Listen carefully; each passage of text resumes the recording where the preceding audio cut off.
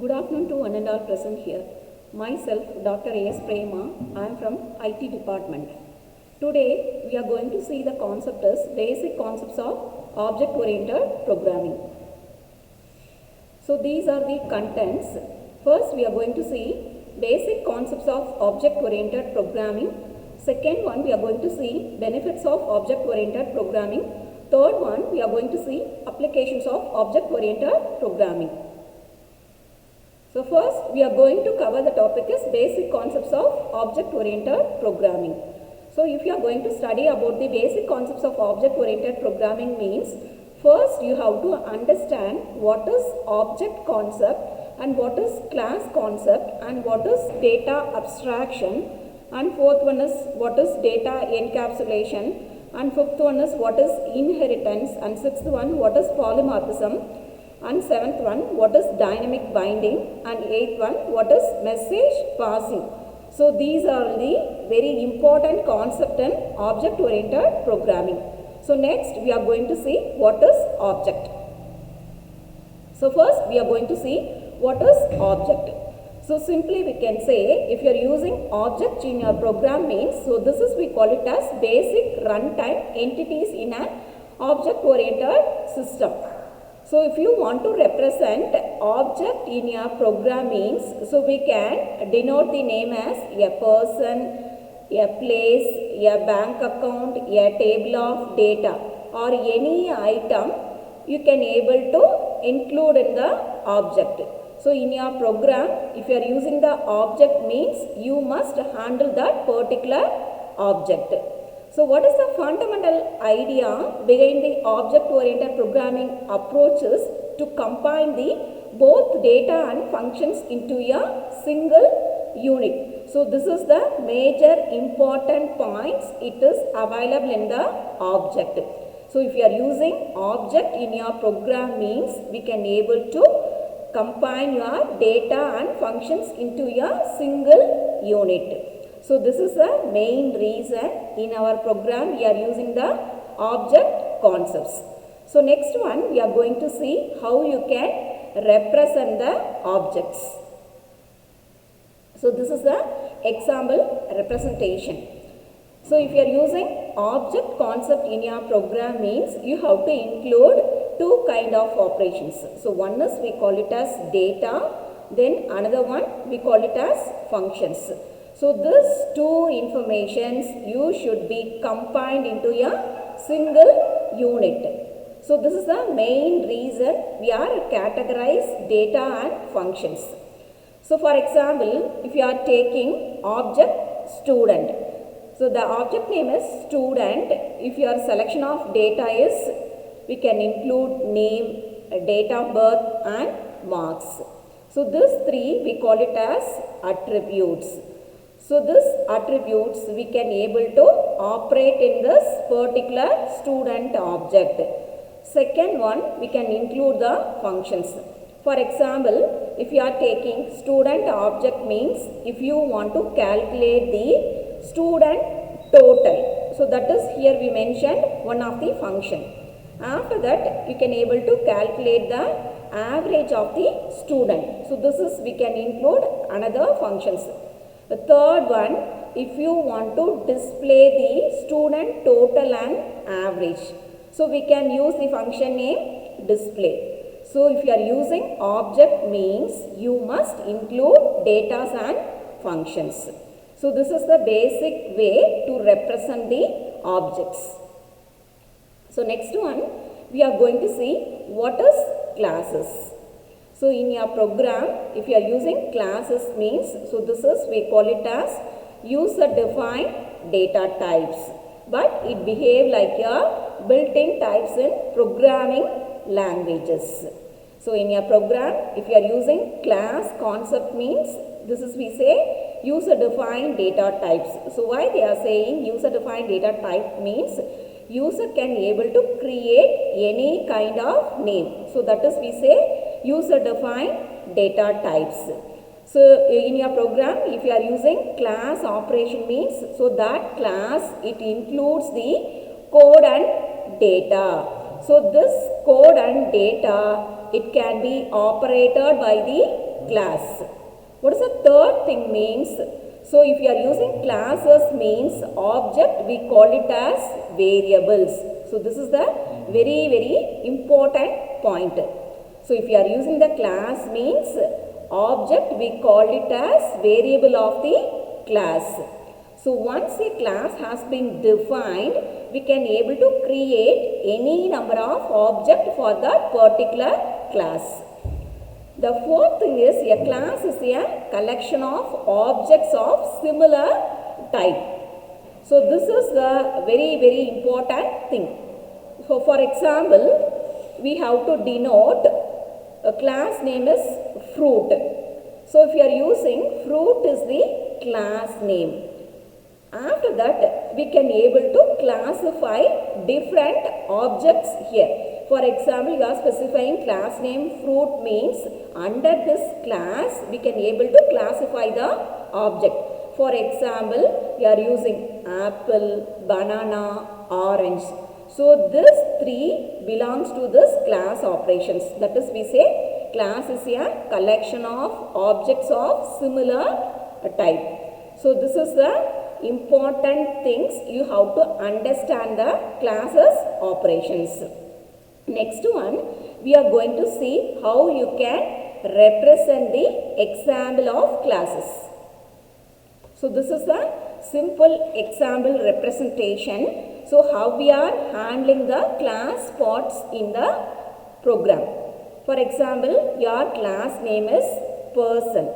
So if you are using the class name person means, so this class name, it includes the attributes and also it includes the functions. If you are using attributes means, that is we say data. For example, if your selection of the class name is person, so we can choose any kind of attributes. The attribute name is name, age, gender and occupation. So this four attributes, it belongs to the class person. After that, we have to represent the functionality of the class. For example, our class name is person. So here we have to define the functionality of the person. For example, a person may walk, a person may eat, a person may sleep, a person may work. So these are the important information. So this information, it belongs to the class operations. So next one, we are going to see the syntax of classes. So how we can create the class syntax in your program. For example, in your program, if you want to include the class name means, so first we have to specify the keyword class name. So after that, you have to specify the object name. So class name and object name should be same. So after that, the class name you should be created already. So here we are using class name and object name. So this two name we can mention as the same name. For example, student Ram. Student is the class name and Ram, Shyam. So this is, we call it as object. So this two name, it belongs to the student class. Once you create the class means, we can possible to create many number of objects for that particular class. So this is the simple syntax to represent the class. So next one, we are going to see what is data abstraction. So this is the very important features in the object-oriented programming. So in this data abstraction, so here we are going to cover the essential features without including the background details or explanations. So this is the very essential one. So that is the main reason we are going to focus the concept as data abstraction. Again I tell you what for we are referring the data abstraction means. So this is the essential features without including the background details or explanations. So this is the main reason nowadays we are using in the data abstraction concept.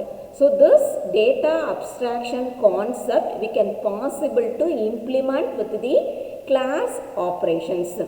So in our program, what for we are using data abstraction means in particular class we can able to include the essential features without including the background details or explanations. For that reason only we are referring the concept of data abstraction. Next one, we are going to see the example for data representation. So this is the example for data abstraction. Basically, if you are using abstraction means just we have to focus only the important things to the user, and also it hides the internal details. So this is the main reason we are using the abstraction concept. For example, if you want to ride a bike, we know how to ride a bike, but we only know about how to ride a bikes, but we don't know about how it is working, and also we don't know about the internal functionality of a bike. So this is a simple example to understand the concept of abstraction. So next one, we are going to see what is data encapsulation.